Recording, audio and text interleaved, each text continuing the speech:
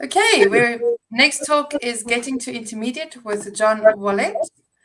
Looking forward to listening to you, and over to you, John. All right, thank you very much. Hi, everyone. Welcome to PyCon. Welcome to my talk, Getting to Intermediate. So again, I'm John, and a little bit about me.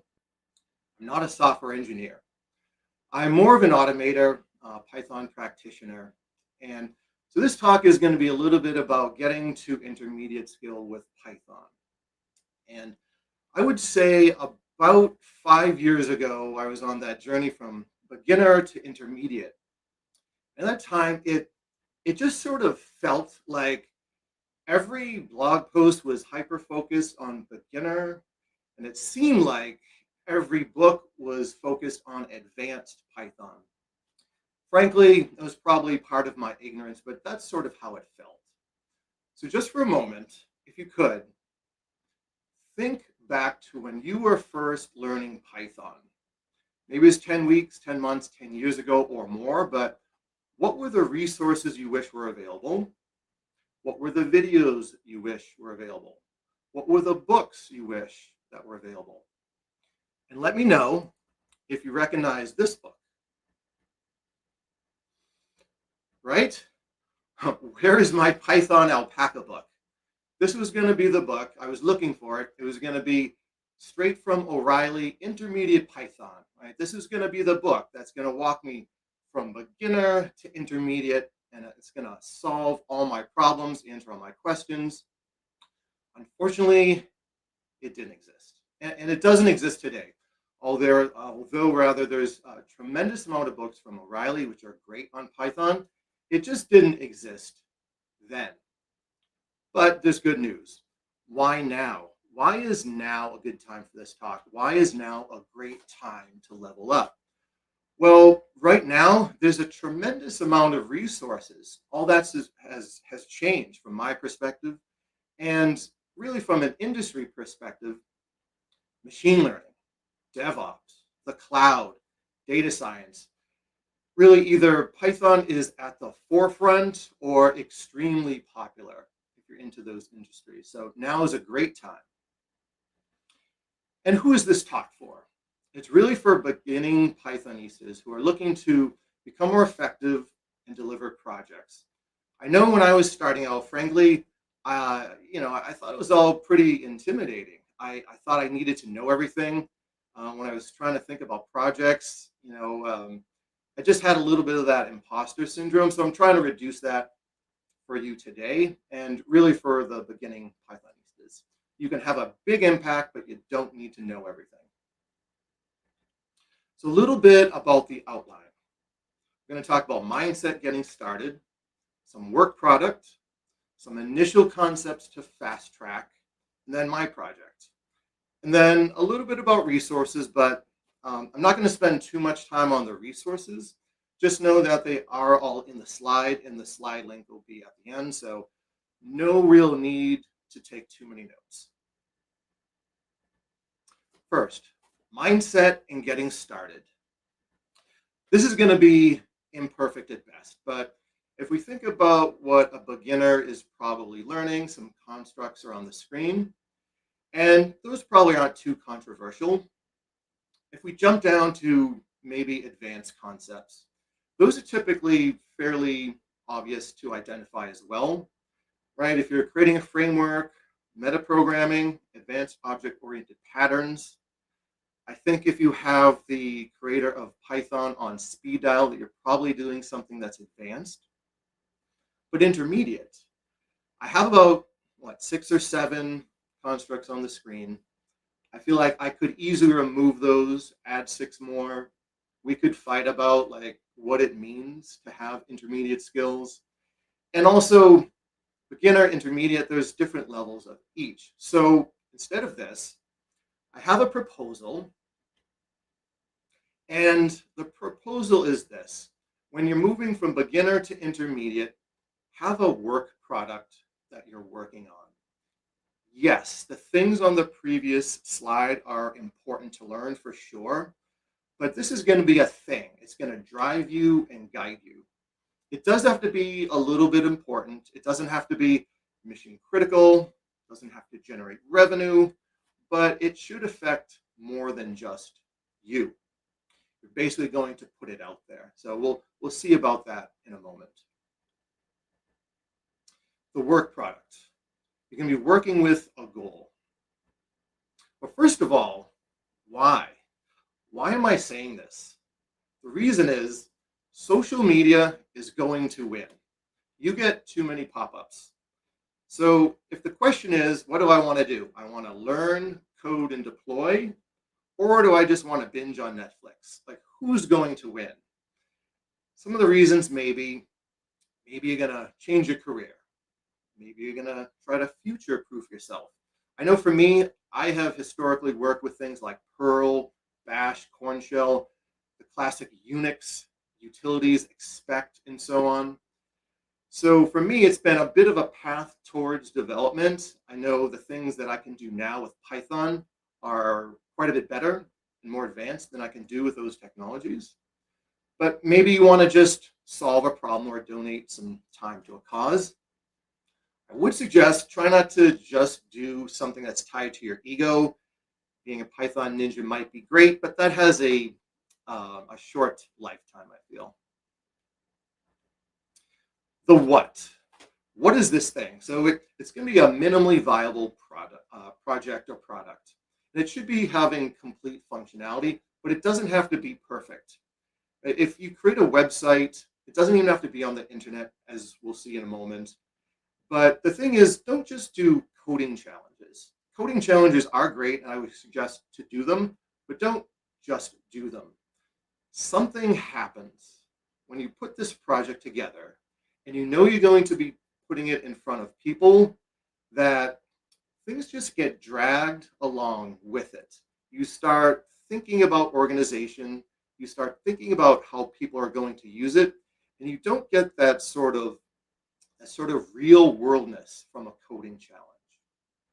It should stretch your skills. You sort of don't really know if you can achieve it, but you should be stretching your skills, but not to the point where you're just constantly frustrated. So try to think that you can achieve some small wins and build up some momentum. So the how. How's the how? We have a couple of ideas here. Maybe you're going to put your project on GitHub. You can create a website. Maybe you're just going to deploy some code at work, but if we're honest, maybe it's not in 6 months. Maybe it's in 12 months, but can you put production code at work maybe to QA? But for a moment, just focus on the timeline. I feel like 3 to 6 months is a pretty good sweet spot. So you're not taking 2 weeks and try to jam something together. That's probably not enough time. And 2 years, 5 years, right? I mean, that's just going to be too long to really get your head in the game. So the takeaway here is probably somewhere like 3 or 4 to 6 months to actually get this work product out there. So now a word about our outline. The first thing is our initial concepts to fast track and get going. First one is write good functions. Everyone needs to write functions.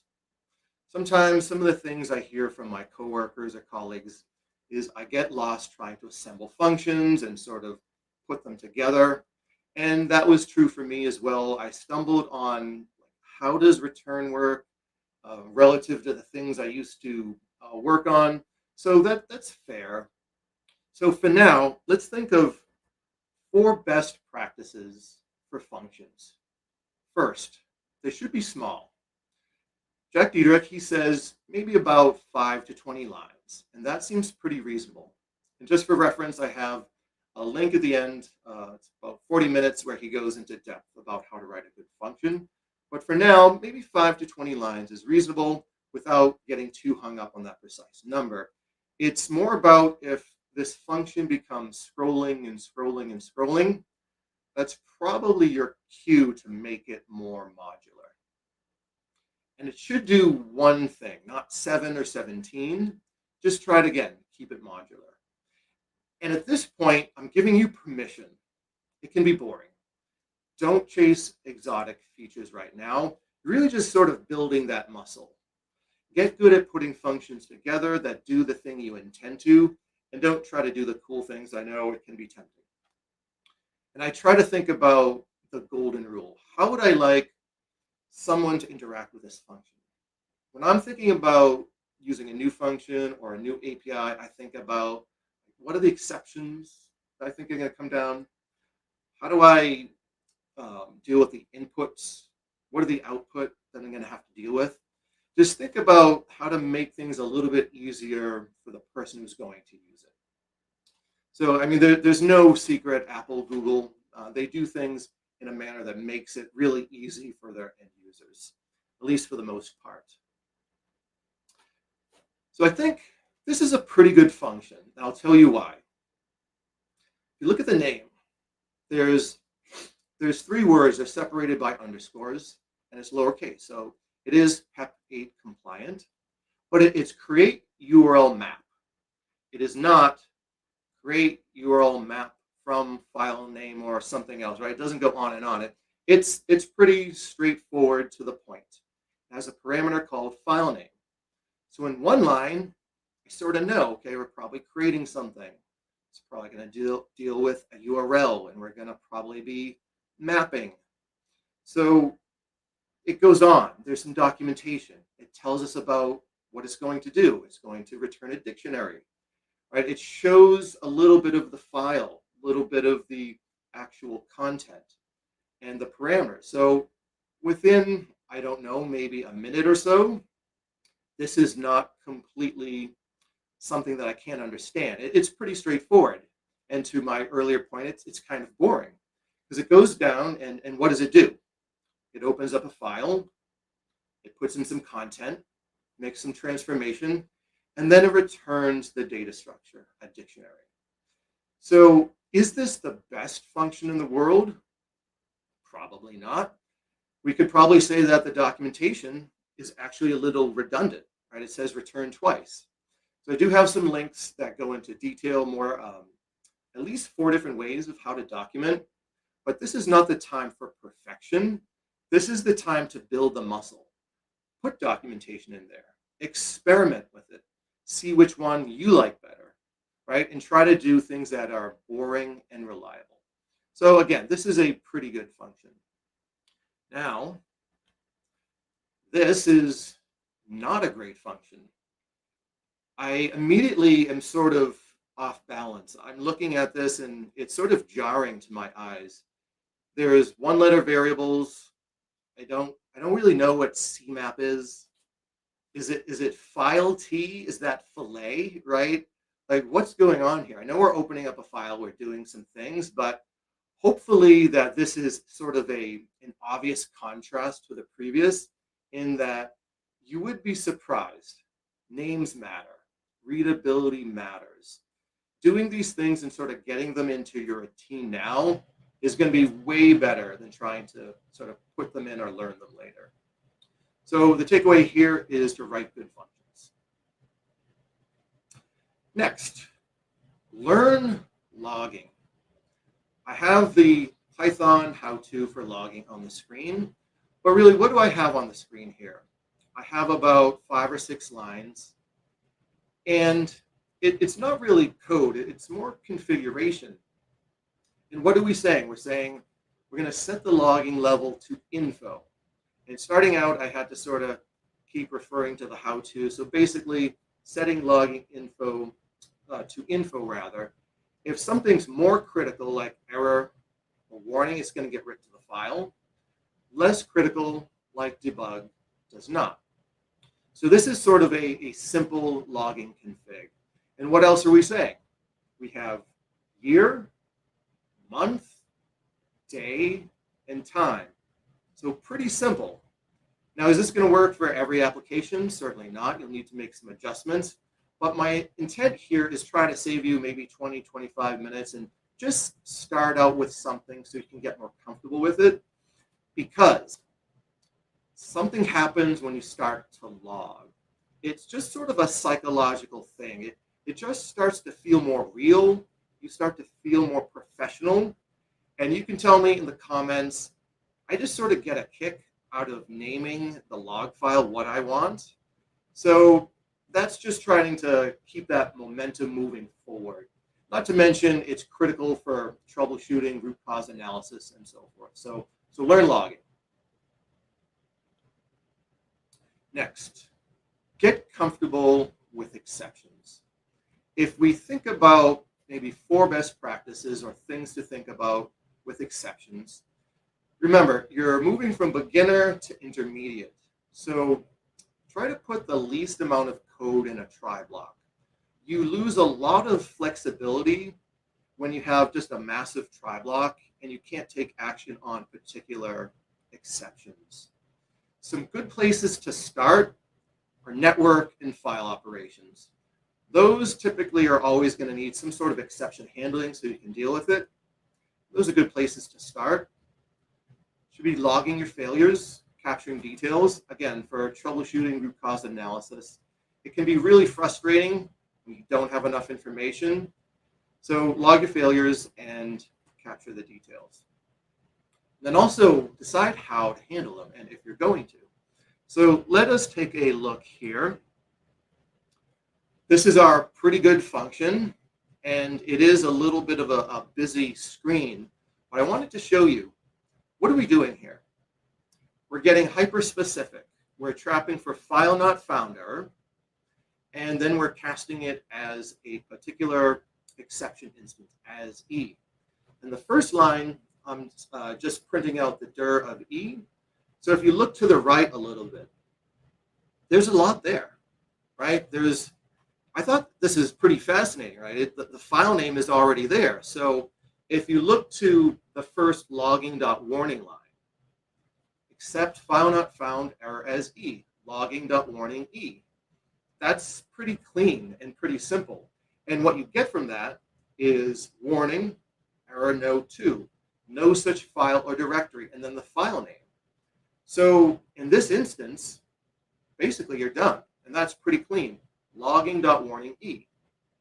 The next line, just for comparison, I'm explicitly putting a little bit of text, your text, and then explicitly calling out the file name.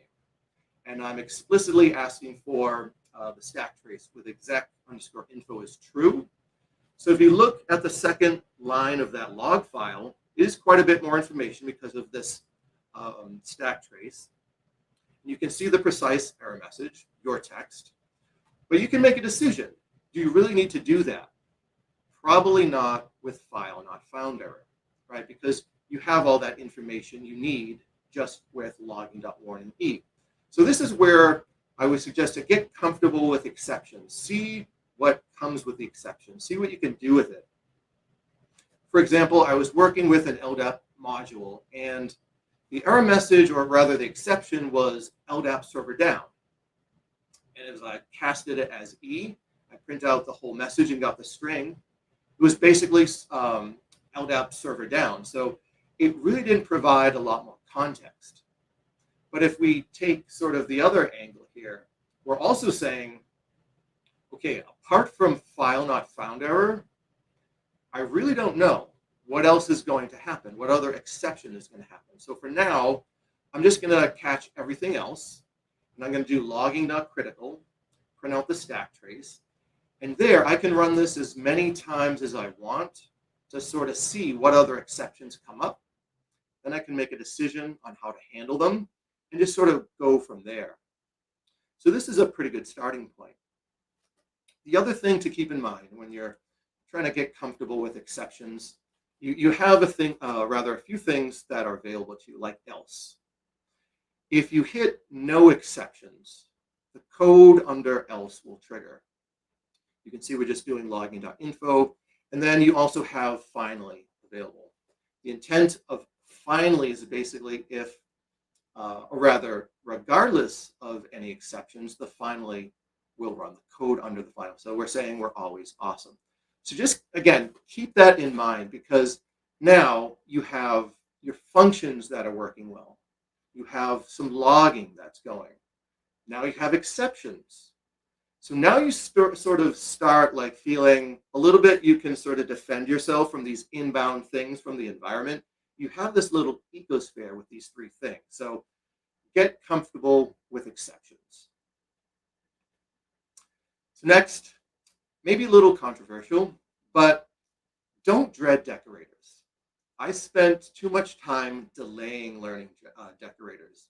And what is a decorator? A decorator is a function that receives a function and then it enhances it. It does that by wrapping the past function with a modification. Then it returns it back to the original function name. So what do we have on screen? We have a function called hello. And what can that do?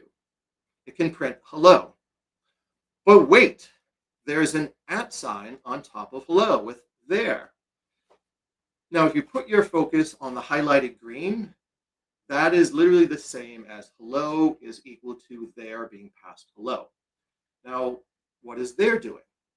There is defining a wrapper, and it's taking an inbound function, executing the function, and then it's modifying it. It's actually saying, okay, it can print there. And they're returning the whole wrapper and assigning it back into hello. The net result is what? Hello can now say hello there. Ta-da! Except now you're thinking that was worthless, and perhaps it is. This is probably the world's simplest decorator, but it proves the point. Some of the use cases might be logging, timing, authentication, things of this nature. But I want to give you not so much all the use cases, I want to give you a quick decorator story. I inherited some code from someone who inherited some code. It was a health check. It was reaching out to 6 different services. And time came to modify this health check. But the response was this sort of furrowed brow and the scrunchy nose, like, this is going to be a pain to modify. And I thought, well, isn't it just one file? So I looked at it, and sure enough, there's 6 modules reaching out to 6 services. I thought, right, surely these are all different. But come to find out, it was copy, paste, copy, paste, copy, paste. And I noticed it was just one try block, a little bit of exception handling, and then the function was just slightly different with the parameter and just a tiny bit of code. So what was I able to do?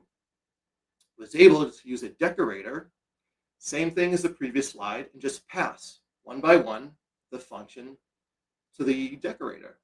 And the net result was 6 modules down to 1, 28 def statements down to 8, right? So raise your hand if you want to modify 6 files instead of 1. So all that is to say, don't dread decorators. They can be a little challenging starting out. I waited way too long to learn them, so don't dread decorators. My project. What is my project?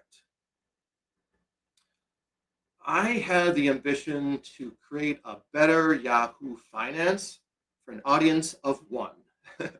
So what I wanted to do was create a web app that queries stock information with publicly available information. In the past, I had done some things with screen scraping, but I found that my friend told me about this API called Alpaca. So I started out using that. And a little bit about the infrastructure. It's sort of the standard tier, 3-tier web server, web application, and database. And what does it do? You'll have to trust me a little bit because of the lack of a live demo, but it queries the database, returns the information, and the user is happy. I did put it on GitHub. It's as a Docker container. So if you were to use it in the manner that I'm suggesting, you could run it on your desktop and get the same experience that I had. Now, I don't want to speak too much about the project. I want to speak to you about the mindset, because during this thing, a lot of things needed to happen. On screen, there's maybe 10 or 11 different technologies. And if I'm honest, the last thing I did with web programming, as I say, I'm not a software developer, was probably CGI scripts and Perl. So I really didn't know it. Is that still cool? Are people still using that? I really didn't know. That's where I stumbled into WSGI. I started to understand what that was, that I needed a WSGI compatible server with Green Unicorn, chose that. I learned a little bit of MongoDB, a little bit of PyMongo, right? A little bit of Flask and Jinja since I was getting frustrated with the HTML. So if I knew up front I would need to learn 12 or 11 different things, I might not have gotten to where I landed at the final completed project. So all of this is just to say, just keep thinking next step. How do I put this thing together with that thing? I'm an expert at none of this. I just kept thinking the minimal effective dose. And frankly, I made mistakes. I optimized too early. I brought in memcached. I admit I chased the cool things. I tried different APIs. I probably threw away the first 500 lines of code, got frustrated. So those things will happen. But just, again, try to think about what is the next step? How do I tie this thing to that thing? And just the minimal effective dose, right? My project is not prime time ready to put on the internet, but I do have it available on GitHub as a Docker instance. Next, and finally, the resources. Try to get some feedback. If you can, get your code reviewed. If you're only working alone, it can feel a little bit like an isolated journey. So this can help make it feel a little bit more real. And it is a little bit more difficult to kid yourself that you're making progress. If you're asking someone with more expertise, just try to listen and learn and get some good feedback. Having got that feedback, try to give back and seek opportunities. The most powerful sentence I think you can say is, how can I help? I asked someone at work, I said, look, I'm interested in learning more Python. And he had been doing a lot of Python, and that really wasn't his favorite thing to do. So it was sort of perfect. He was able to guide me towards some Python projects. So great. Ask your coworkers, manager, someone at a PyCon. Start small, show some value, and just continue and repeat the process. You can get free lessons. There's trainers, developers, they tweet, they share videos, newsletters, all for free. There are some courses that are for pay as well. I have 5 individuals that I think are really great. You can try to follow them and listen to their information. If you like none of these people, you can just go to YouTube and type in PyCon and get your free lessons. Some newsletters. I think these are really great newsletters. You can get some free information here. Some challenges if you want to go perform some challenges. Some books, Project Euler, sort of math-based but free. There are some as well that I think are really great that are also for pay. Up front, I don't get any kickbacks, no Amazon affiliate links here. I just think they're really good. Some articles that go into more depth on the topics that I just spoke about: exceptions, logging, documentation, and decorators. And books. I started out with Python Crash Course. I thought that was a tremendous book. I think all of the books here, honestly, are really great. If you're really starting out, I would suggest Python Crash Course. But again, you can start on any sort of manner, whatever order feels best to you. But again, these are great books. Keep an eye out for the Humble Bundle. You can get some pretty good discounts from time to time. In videos, there's 4 really good videos here. Again, they sort of go into more depth on the things I was speaking about. Decorators, how to write functions really well. There's another talk about the intermediate gap and how she got over it. And really great tips on debugging.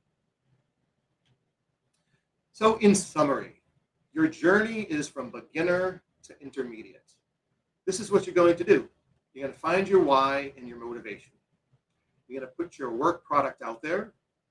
You're going to get some free information from Python experts. You're going to offer to get some help. You're really going to get involved. But beyond all this, think about just the minimal effective dose and the next steps. And finally, if none of this works for you, please feel free to reach out for me. Here's my email address. and the slides are on the GitHub link. So thanks very much. Thank you, PyCon.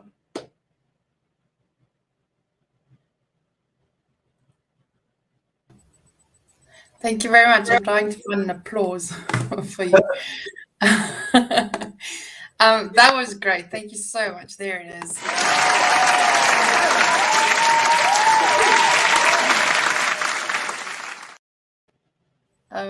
So I definitely want to mirror some things that you said. The first thing is, I'm so glad you said like 6 months for a project, because when I started, I thought, well, a week or two and I'm going to have this sorted, and it just doesn't work that way. So it did take me about 6 months or so, and I'm still trying.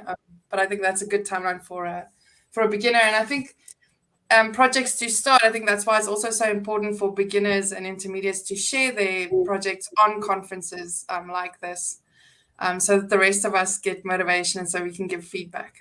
So that's fabulous. Thank you so much. There's some questions. This is a comment from Kim. Thank you for mentioning Durban, John. Mostly Cape Town and Joburg get the limelight. And then Ivan has a good one. Do you think methods or functions should be comment heavy, or should they speak for themselves through naming? Wow, great question, Ivan. Honestly, this is how I feel about it. I like proper documentation. That's just sort of how I work. If we think about proper documentation versus comments, yeah, I think it's easy, not that I'm suggesting you would, but what you want to try to avoid is the little comment that says iterate over this list. You're doing a for loop over a list. Think about the value that will be provided by the information. And I think that's what you're getting at there. So I would say documentation is really key. And there's a couple of resources in the slides about documentation. I think this can, like any concept, could be controversial, but I don't think you'll ever be in a bad place by putting sort of too much information. But great question. Thank you, Ivan. Yeah. And there's also something that I keep coming back to that someone once told me is code for your future self.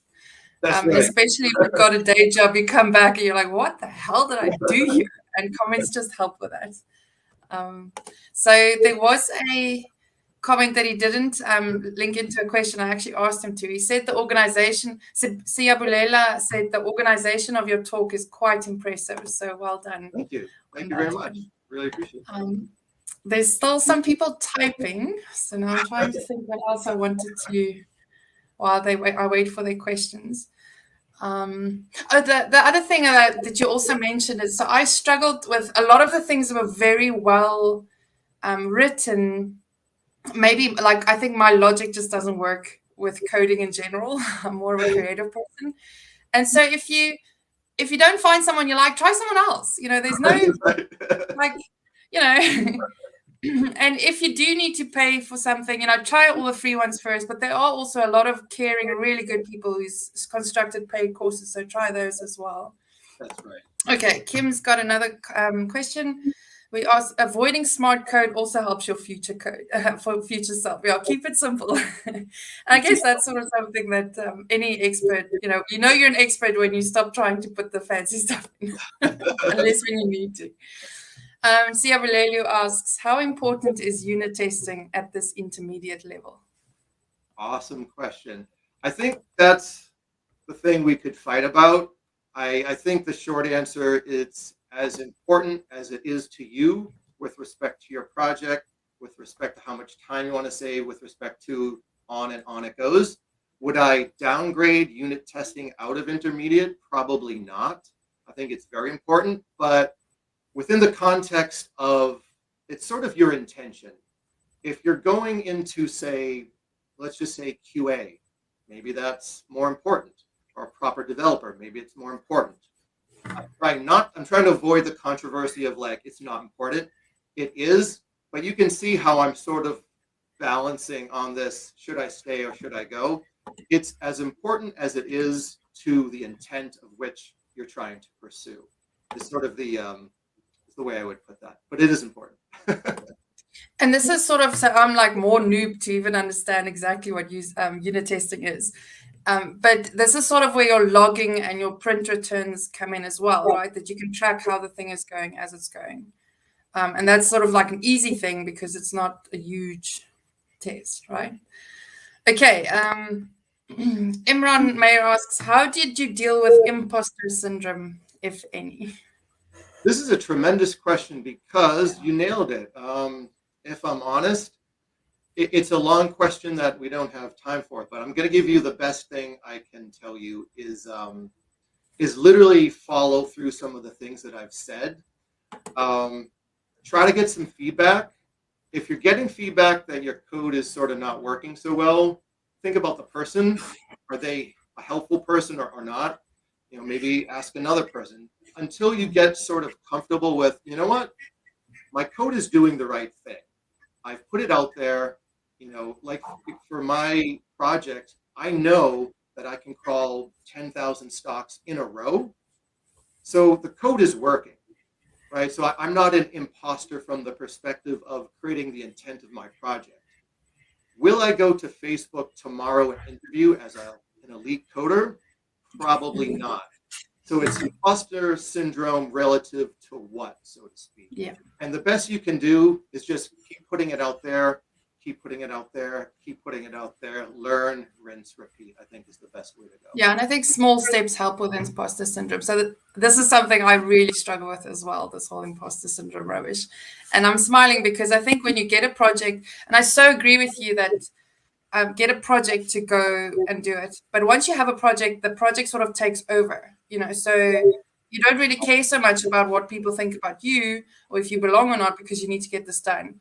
And so you start there, and I guess it's a point of privilege that you could maybe start there before your paycheck depends on it, right? Because this is where imposter syndrome becomes a problem. That is but at that point, you do that. And that sort of links to, I think, the next question from Chris Lemon.